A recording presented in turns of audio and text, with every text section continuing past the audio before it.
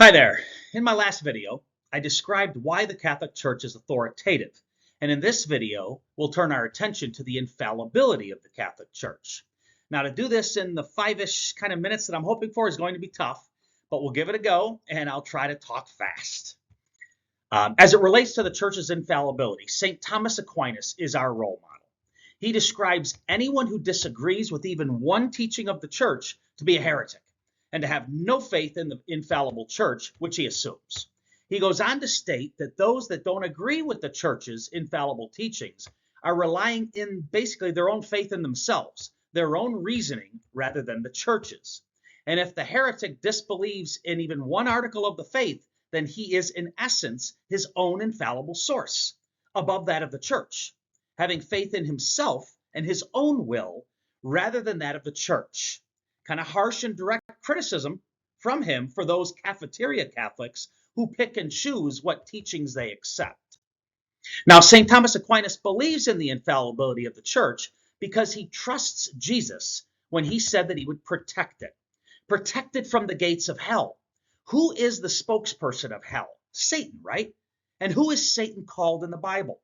The father of lies. That's who Jesus is protecting his church from, the father of lies.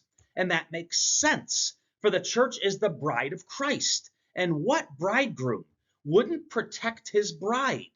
Can any of you imagine a good husband knowingly placing his wife in danger to a known violent enemy without providing protection? What a dumb question, right? Of course not. And yet Protestants would have you believe that Jesus would do such a thing, leave his church unprotected from Satan, the father of lies, and teaching error. Beyond madness, but offensive, and to be honest, kind of insulting. And this verse from Paul to Timothy in 1 Timothy 3:15 only makes sense if Jesus protects his church. No way that his church, made up of sinful people, could be said to be the pillar and foundation of truth on their own without protection from God himself. And if the church was able to teach falsehood, how could it be called the pillar and foundation of truth? If it lies on even one article of faith, then how would you know it doesn't lie in other areas? And in which areas? Again, madness to think his church could teach error. And how is this infallibility even possible given our sinful nature? Well, Jesus tells us by stating it's not going to be about us, but the Holy Spirit guiding his church the whole time. That's why his church can't teach error.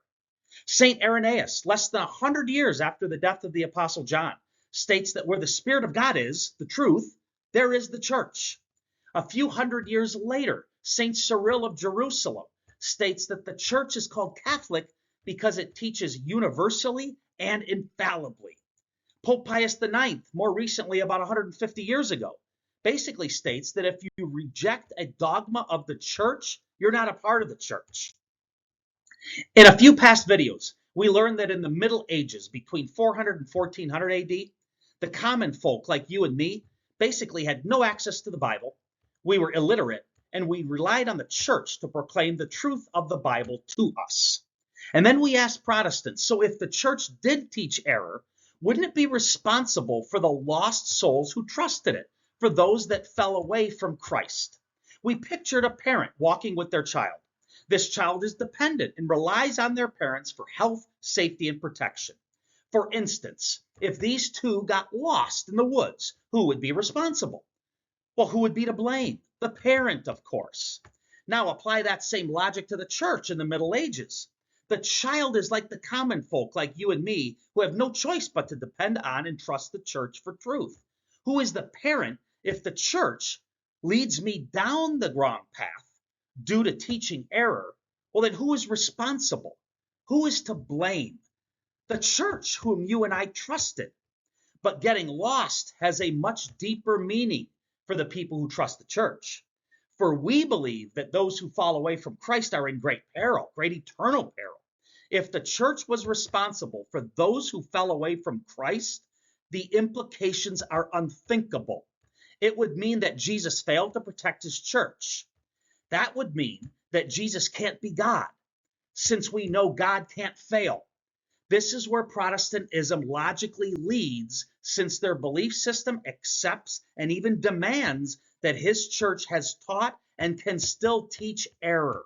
We know better, that Jesus is God and he can't fail, and that he has kept his promise to protect his church from lies, as any good bridegroom would. Don't be like the heretic that St. Thomas describes, doubting even one of the church's dogmas or doctrines. Set aside your pride and submit to the infallible teachings of the Catholic Church. Don't let the devil, working through either your own mind or your non-Catholic friends, convince you of falsehood. Rather, embrace what Jesus did, protected his church from error, and thus making the teachings of the Catholic Church infallible. God bless you. God bless you on your faith journey.